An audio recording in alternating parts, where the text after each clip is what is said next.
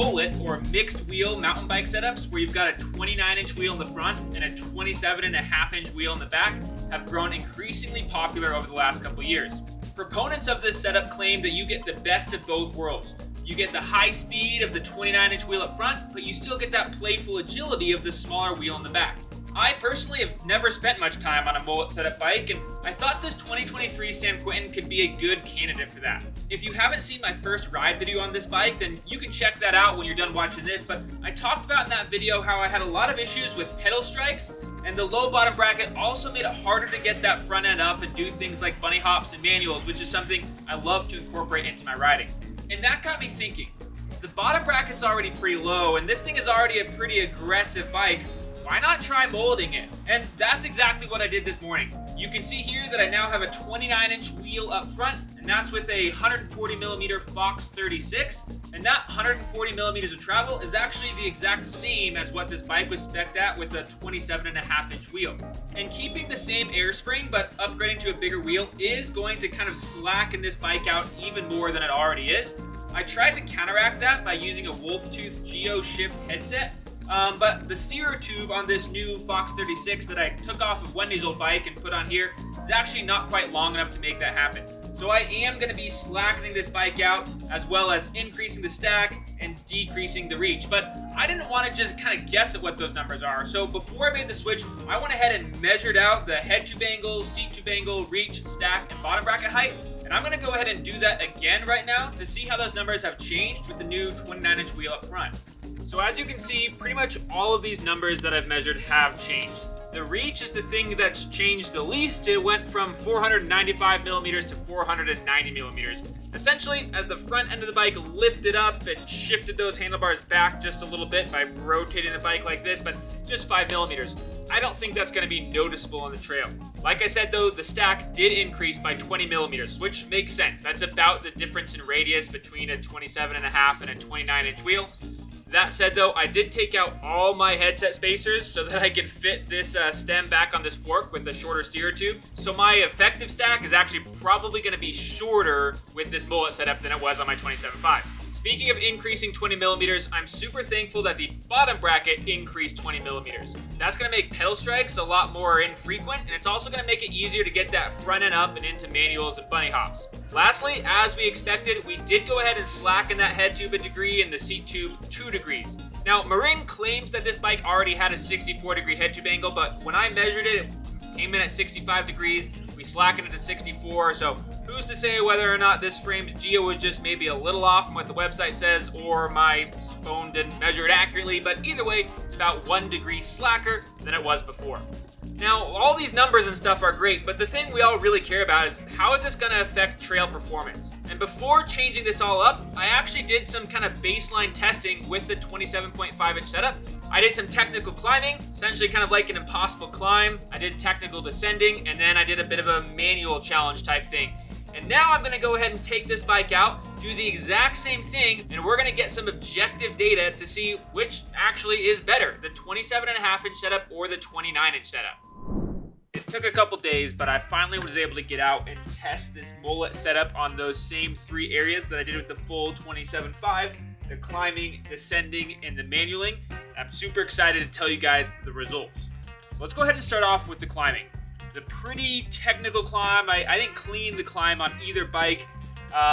Relatively steep, probably like a 10% grade, and a lot of good like 8 to 14-inch kind of rock ledges that you had to get up and over. And there was one particular spot kind of at the top of the first kind of big technical move that on the 27.5-inch bike I kept hanging up on. I could sometimes get my front wheel over it, and I was never able to get my back wheel up and over it.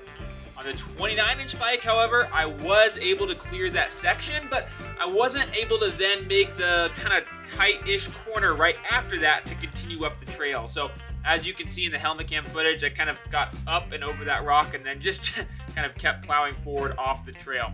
Now, would I have been able to make that tighter corner had I had a smaller wheel up front? Maybe, but I was never able to tell because I couldn't get up that section with the 27.5-inch setup. So while the 29-inch wheel wasn't significantly better, I was able to get up just a little bit higher on the climb. So climbing is going to have to go to the mullet setup. Next up though is something that's a little bit more important to me, and I'm guessing more important to most of you, and that is descending. Now, most people say that the 29-inch wheel is going to be faster on descents because that bigger radius just allows it to clear obstacles more easily than it does on a 27.5-inch wheel. And the 29-inch wheel, spoiler, was faster on the descent, and I'll tell you by how much in just a second. But to me, I think the biggest reason why it was faster was actually because of pedal clearance.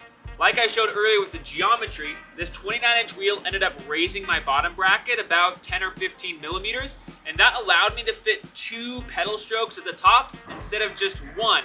On the 27.5-inch version, I couldn't get a second pedal strike in because that top kind of flatter section before you drop into the descent had a lot of big rocks that stick up, and I couldn't avoid hitting it with my pedals on the smaller wheel. This allowed me to enter that downhill with a lot more speed, and then I was able to stay off the brakes pretty much through the entire technical part before I had to grab on them again to kind of enter into this flat sandy corner and pedal across the finish line. The crazy thing to me though was how much faster this mullet setup was than the 27.5-inch setup. The mullet setup was almost an entire second faster, so that's a 10% improvement. If you took that and extrapolated that over the length of like an enduro course where maybe it was a 2-minute run, you'd be talking about huge gains going from the 27.5 up to the mullet. So of course, I'm gonna have to give this second victory to the mullet again, making it 2 points mullet setup, 0 points 27.5. The third and final thing that I measured on this test was manualing. And at first glance, it might not seem that changing your front wheel size is going to affect your manuals, but what it does do is raise your bottom bracket. And I've talked in a lot of videos about how bottom bracket height, having a higher bottom bracket, makes it easier to get that front end off the ground, and that's super important to me. I like doing a lot of bunny hops, manuals, wheelies. I incorporate that into my riding, so I was hoping that changing this bike to a mullet, it would manual a little bit easier than it does straight out of the box with 27.5-inch wheels in the front and the back. And boy, did it. I'm just gonna go ahead and play the GoPro footage of the first time that I went ahead and tried manualing this on the mullet setup to show you how shocked I was at the improvement. All right, first try on the manual on the mullet setup. I played around with this in the driveway a little bit earlier today after I built it up, and I felt like I could notice it being a bit easier to keep the front end up. So let's see if that pays off and I hit this 50-foot manual more quickly than I did the 27.5. Okay, first try. That's crazy. I'm telling you folks, a higher bottom bracket, let's see if I can get it going back. A higher bottom bracket makes it so much easier to manual, not just chainstay length. Almost going back. Wow. So as you just saw, manualing 50 feet on the mullet setup took me just 1 try. That's significantly better than the 7 tries it took me on the 27.5-inch setup. So of course, we're gonna give that third category once again to the mullet. So in this case, on the 3 things that I tested on this particular bike, the mullet setup was better in all 3. Now, does that mean that the mullet is best for every bike in every situation? No. One thing I haven't tried the mullet setup yet is jumping, and I really enjoy riding dirt jump skate parks, jumpy flow lines, and I'm curious to see how having 2 different wheel sizes is gonna feel going up a lip. I think it might feel a little bit wonky, so I am gonna test that, and you know that I'm gonna share that with you when I do.